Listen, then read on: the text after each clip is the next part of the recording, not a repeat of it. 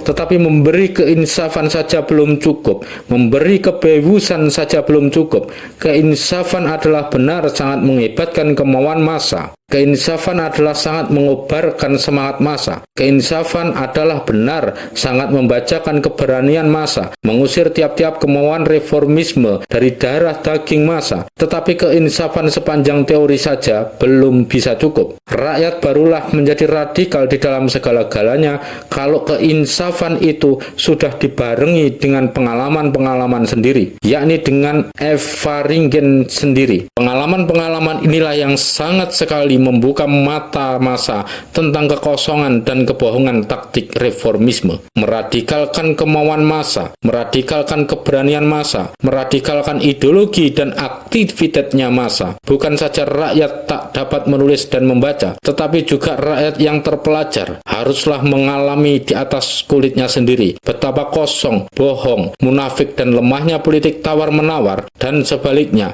betapa kaum borjuis saban-saban menjadi gemetar bila mana dihadapi dengan suatu aksi massa yang radikal, yang hanya kenal satu hukum, hukumnya perlawanan yang tak mau kenal damai. Inilah ajaran pemimpin besar yang tadi juga sudah sekali saya pinjam perkataannya. Oleh karena itu, Partai Pelopor tidak harus hanya membuka mata massa saja. Partai Pelopor harus juga membawa massa ke atas padangnya pengalaman, ke atas padangnya perjuangan. Di atas padangnya perjuangan ini pun, Partai Pelopor ini pun mengelola tenaganya massa, memelihara dan membesar-besarkan kekuatan, mengukur-ngukur dan menakar-nakar keuletannya massa, menggembleng kekerasan hati dan energinya massa, mentrain segala kepandiannya dan keberaniannya massa untuk berjuang. Lebih menggugah keinsafan daripada semua teori adalah perbuatan, perjuangan. Dengan kemenangan-kemenangan perjuangannya melawan si musuh, maka partai menunjukkan kepada massa betapa besar kekuatannya massa itu, dan oleh karenanya pula membesarkan rasa kekuatan massa dengan sebesar-besarnya. Tetapi sebaliknya juga, maka kemenangan-kemenangan ini hanyalah bisa terjadi karena suatu teori yang memberi penyuluhan kepada massa. Bagaimana caranya mengambil hasil yang sebanyak-banyaknya? Bagaimana cara mengambil hasil yang sebanyak-banyaknya daripada kekuatan-kekuatan setiap waktu? Begitulah perkataan salah seorang pemimpin lain dengan sedikit perubahan. Hanya begitulah sikap yang pantas menjadi sikap suatu partai radikal yang dengan yakin mau menjadi partai pelopor massa, menyului massa dan berjuang habis-habisan dengan massa, menyului massa sambil berjuang dengan massa, berjuang dengan massa sambil menyului massa. Di dalam perjuangan ini, partai pelopor harus selamanya mengarahkan mata massa dan perhatian massa kepada maksud yang satu-satunya harus menjadi idam-idamannya massa. Gugurnya stelsel kapitalisme imperialisme via jembatan Indonesia Merdeka.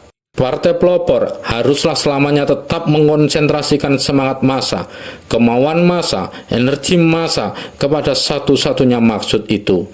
Dan tidak lain, tiap-tiap penyelewengan harus ia buka kedoknya di muka massa. Tiap-tiap pengkhianatan kepada radikalisme harus ia hukum di muka mahkamahnya massa. Tiap-tiap keinginan akan menggenuki untung-untung kecil hari sekarang harus ia bakar di atas dapurnya massa. Tiap-tiap aliran yang hanya mau menambal masyarakat amoh ini harus ia musnahkan dengan sinumnya radikalisme massa. Satu tujuan, satu arah perlawanan, satu tekad pergulatan, dan bukan dua tiga, yakni tujuan radikal. Zonder banyak menoleh-noleh melihat dan menggenuki hasil-hasil kecil hari ini. Massa tidak boleh beraksi buat hasil-hasil kecil ini hari. Tidak begitu. Sama sekali tidak begitu. Massa hanya tidak boleh menggenuki aksi buat hasil-hasil kecil ini, sehingga lantas ia lupa maksud besar yang tadi-tadinya, atau menomor duakan maksud besar yang tadi-tadinya itu. Massa sambil berjalan harus tetap menuju dan mengarahkan matanya ke arah puncak gunung Indonesia Merdeka, memandang hasil-hasil kecil itu hanya sebagai bunga-bunga yang ia sambil lalu petik di pinggir jalan. Sebab selama stelsel kapitalisme imperialisme belum gugur, maka massa tidak bisa mendapatkan perbaikan nasib yang 100% sempurna. Tapi asal tidak digenuki, asal tidak dinomorsatukan, maka perjuangan untuk hasil sehari-hari itu malahan adalah baik juga untuk memelihara street verdict hate-nya massa. Perjuangan untuk hasil sehari-hari itu malahan harus dijadikan sesuatu tempat mengolah tenaga dan mengasah hati, suatu schooling, suatu training, suatu gemblengan tenaga di dalam perjuangan yang lebih besar. Zonder perjuangan buat kemerdekaan, tiada kemenangan bagi perjuangan buat perubahan sehari-hari.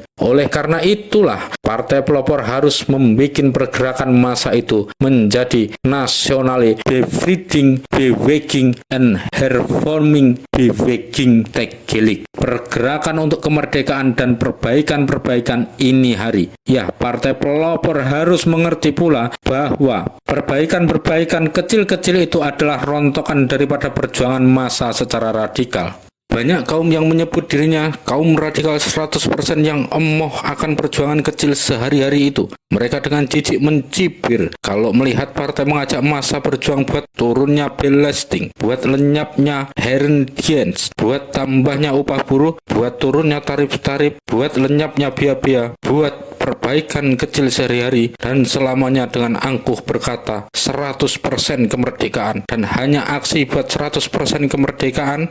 Mereka tidak mengetahui bahwa di dalam radikal politik tidak adalah pertentangan antara perjuangan buat perubahan sehari-hari dan perjuangan buat kemerdekaan yang leluasa, tetapi justru di sesuatu hubungan yang rapat sekali, suatu perkawinan yang rapat sekali, suatu whistle working yang rapat sekali. Zonder perjuangan buat perubahan sehari-hari, tiada kemenanganlah bagi perjuangan buat kemerdekaan. Zonder perjuangan buat kemerdekaan, tiada kemenangan bagi perjuangan buat perubahan sehari-hari. Inilah ABC-nya radikal aktif. Inilah hono corokonya perlawanan radikal. Perlawanan kecil sebagai momen daripada perlawanan yang besar. Perlawanan kecil sebagai sekalkel di dalam rantai perlawanan yang besar. Perbedaan sama sekali setinggi langit dengan perlawanan kaum reformis yang hingga buta menggenuki perjuangan sehari-hari untuk perjuangan sehari-hari. Semboyannya kaum 100% yang berbunyi 100% kemerdekaan dan hanya aksi buat 100% kemerdekaan. Semboyan itu harus kita koreksi menjadi 100% kemerdekaan dan aksi apa saja yang mempercepat 100% kemerdekaan. Dan politik reformisme harus kita enyahkan ke dalam kabutnya keadaan. Kita usir ke dalam liang kuburnya kematian. Komedi bodor ketawanya rakyat. Demikian dan hanya demikian partai pelopor harus bekerja. Tapi toh masih ada satu hal lagi dari kaum 100% itu yang harus kita koreksi. Mereka biasa sekali mendoakan rakyat menjadi lebih sengsara. Katanya supaya rakyat lantas suka bergerak habis-habisan. Mereka suka syukur kalau belasting dinaikkan, kalau upah buruh diturunkan, kalau biaya-biaya dinaikkan, kalau tarif-tarif ditinggikan, kalau marhen disengsarakan. Semua supaya marhen lebih rajin suka bergerak. Oh, suatu pendirian yang jahat sekali, suatu pendirian yang durhaka sekali. Orang yang mempunyai pendirian yang demikian itu pantas ditutup di dalam penjara seumur hidup. Kaum pemimpin-pemimpin yang demikian inilah yang selama ini saya namakan pemimpin bejat, yang kepalanya penuh dengan kebutakannya orang yang putus asa. Pemimpin bejat yang pikirannya keblinger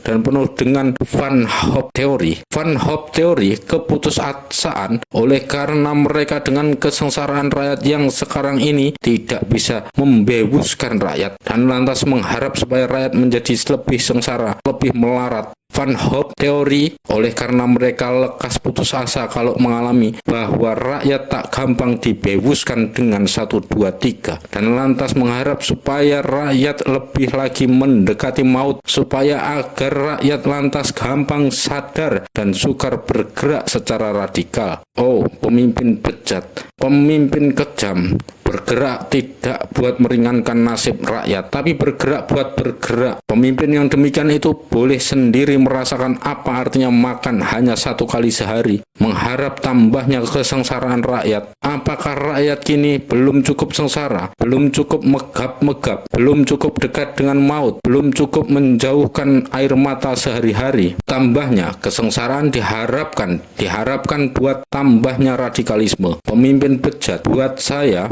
lemparkanlah kalau perlu semua radikalisme ke dalam samudera, asal kesengsaraan rakyat hilang. Pemimpin bodoh mengira bahwa kesengsaraan saja sudah bisa melahirkan radikalisme massa. Radikalisme massa tidak bisa subur dengan hanya kemelaratan saja. Radikalisme massa adalah lahir daripada perkawinan kesengsaraan massa dengan didikan massa, perkawinan kesengsaraan massa dengan didikan massa, perkawinan kemelaratan massa dengan perjuangan massa. Jikalau kesengsaraan saja sudah cukup buat melahirkan radikalisme massa, amboi, barangkali seluruh rakyat Indonesia kini sudah radikal, mbahnya radikal. Ya, barangkali Indonesia sudah merdeka, tetapi tidak. Kesengsaraan saja tidak cukup. Kesengsaraan memang benar melahirkan radikalisme massa, tetapi hanya kalau massa itu tidak memikul kesengsaraan itu dengan diam-diam nerimo, melainkan berjuang habis-habisan melawan kesengsaraan itu saban hari. Begitulah Leibniz pernah berkata, hanya jikalau kesengsaraan itu dibarengi dengan didikan massa, dibarengi dengan perjuangan massa, dengan perlawanan massa, dengan aksi massa menentang kesengsaraan itu, maka kesengsaraan itu bisa melahirkan dan menyuburkan radikalisme di antara kalangan massa. Maka olehnya karena itu, dengan kesengsaraan yang sekarang ini saja, Zonder harus mengharapkan lagi tambahnya. Sebagai kaum Van Hub teori, partai pelopor sudah bisa membuat seluruh massa menjadi satu lautan radikalisme yang bergelombang-gelombang. Asal saja ia pandai membuka mata massa dan pandai mengolah tenaga massa melawan kesengsaraan itu.